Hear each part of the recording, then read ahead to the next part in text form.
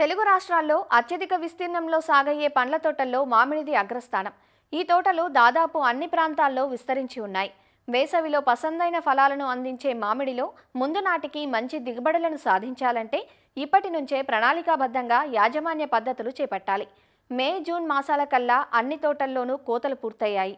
కాపునిచ్చి అలసిన చెట్లకు కొంతకాలం విశ్రాంతినిచ్చిన అనంతరం ఎండు కొమ్మలను కత్తిరించి ఎరువులను అందించాలి. అప్పుడే చెట్లు మళ్లీ శాఖీయంగా పెరిగి కొత్త కొమ్మలనిస్తాయి. ఇప్పుడు కురుస్తున్న వర్షాలను ఉపయోగించుకొని ప్రస్తుతం మామిడి తోటల్లో చేపట్టాల్సిన యాజమాన్య పద్ధతులను తెలియజేస్తున్నారు శ్రీ కొండా లక్ష్మణ్, తెలంగాణ రాష్ట్ర ఉద్యాన విశ్వవిద్యాలయం సంగారెడ్డి ఫల పరిశోధనా స్థానం శాస్త్రవేత్త ఏ నితీష్. తోట పంటల్లో లేదా పండ్ల తోటల్లో ముఖ్యమైనది మామిడి. ఈ మామిడి అంతా కూడా ఇప్పుడు సీజన్ అనేది అయిపోయింది.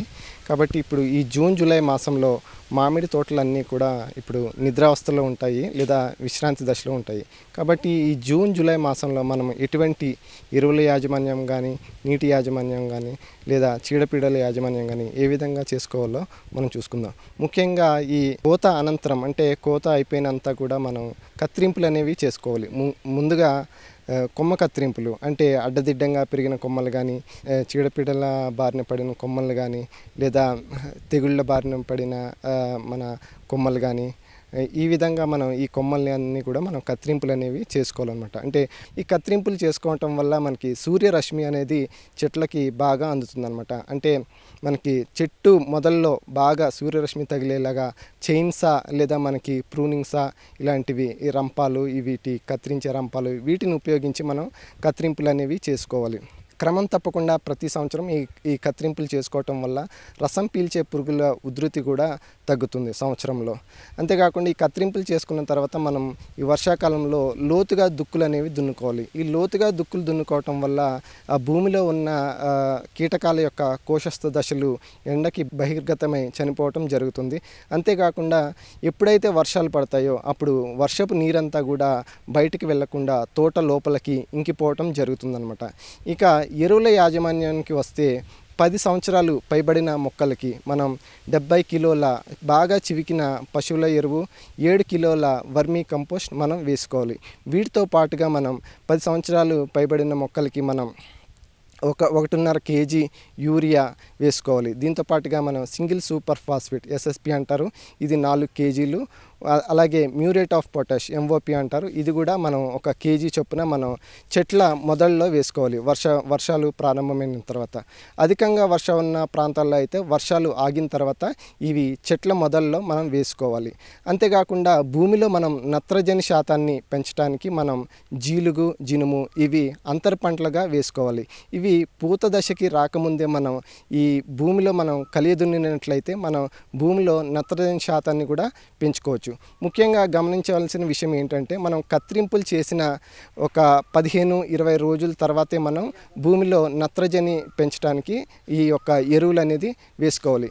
ఇక ఈ జూన్ మాసంలో చీడపీడల యాజమాన్యం గురించి చూసుకున్నట్లయితే ఎక్కువగా మనకి బంకకారు తెగులు, అలాగే కొమ్మ ఎండు తెగులు, వీటి యొక్క ఉధృతి ఎక్కువగా ఉంటుంది. ఈ బంకకారు తెగులు అనేది మనకి కొమ్మల యొక్క పగుళ్లలో నుండి బంక కారటం మనం గమనించవచ్చు. బంకకారు తెగుల్ని గమనించిన వెంటనే ఆ బంకనంతా తీసేసి అక్కడ బోర్డో మిశ్రమం పేస్ట్ లాగా చేసి మనం ఏదైతే బంక కారుతుందో అక్కడ పూసుకోవాలన్నమాట. ముఖ్యంగా గమనించాల్సిన విషయం ఏంటంటే మనం ఎప్పుడైనా సరే కొమ్మ కత్తిరింపులు చేసిన తర్వాత మనం ఖచ్చితంగా మనం కాపర్ ఆక్సీ క్లోరైడ్ COC అని మార్కెట్లో దొరుకుతుంది. దీన్ని 3 గ్రాములు లీటర్ నీటిని చెప్పి మనం ఎక్కడైతే మనం కత్తిరింపులు చేసామో ఆ ప్రాంతంలో మనం ఖచ్చితంగా ఇవి పిచికారీ చేసుకోవటం లేదా పేస్ట్ లాగా చేసి మనం ఈ కాపర్ ఆక్సీ క్లోరైడ్ని మనం పూయటం చేయాలన్నమాట. ఇక చీడపీడల యాజమాన్యం విషయానికి చూసినట్లయితే జూలై మాసంలో అధికంగా వర్షాలు ఉన్నట్లయితే ఆ తేమ వల్ల మనకి బ్యాక్టీరియా మచ్చలు, ఆకులపైన నల్లని బ్యాక్టీరియా మచ్చలు మనం గమనించవచ్చు. దీన్ని మనం నివారించడానికి ట్రిప్టోసైక్లిన్, దీన్ని మనం 0.6 గ్రాములు లీటర్ నీటికి కలిపి మనం పిచికారీ చేసుకోవాలి. కొన్ని ప్రాంతాల్లో అయితే ఈ యొక్క ఆకుగూడు కట్టు పురుగు ఉధృతి కొన్ని ప్రాంతాల్లో గమనించడం జరిగింది. ఇది జూన్, జూలై, ఆగస్టులో మొదలయ్యి మనకి డిసెంబర్ వరకు ఉంటుందన్నమాట. ఈ ఆకుగూడు కట్టు పురుగు లార్వా ఏదైతే ఉందో అది 10 నుండి 15 ఆకుల్ని ఒక గూడులాగా కట్టి ఆ పత్రహరితాన్ని తినడం ప్రారంభిస్తుంది.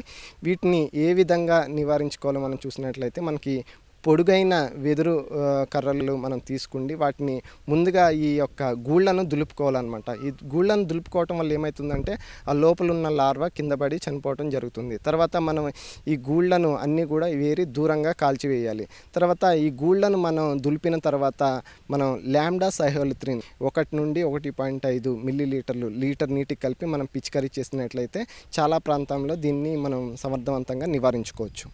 అంతేకాకుండా ఇక్కడ ఏదైతే తోటలు మనం నిర్లక్ష్యంగా వదిలేస్తామో అటువంటి తోటల్లో మనకి ఈ యొక్క కాండం తొలిచే పురుగు మనకి ఎక్కువగా ఆశించడానికి ఆస్కారం ఉంటుంది.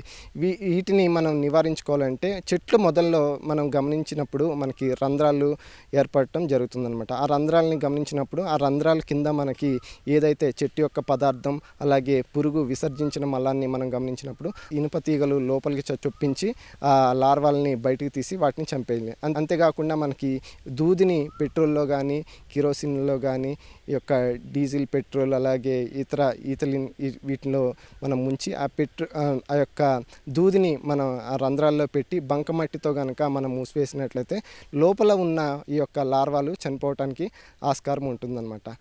అలాగే మనకి ఈ యొక్క తెగుళ్ళ విషయంలో చూసుకున్నట్లయితే ఎక్కువగా కొమ్మ ఎండు తెగులు అనేది కూడా వర్షాకాలంలో ఎక్కువగా ఉంటుందన్నమాట. ఈ ఎండిపోయిన భాగాన్ని కత్తిరించి మనం కార్బెండిజం 1 గ్రాము లీటర్ నీటి కలిపి మనం పిచికారీ చేసుకోవాలన్నమాట.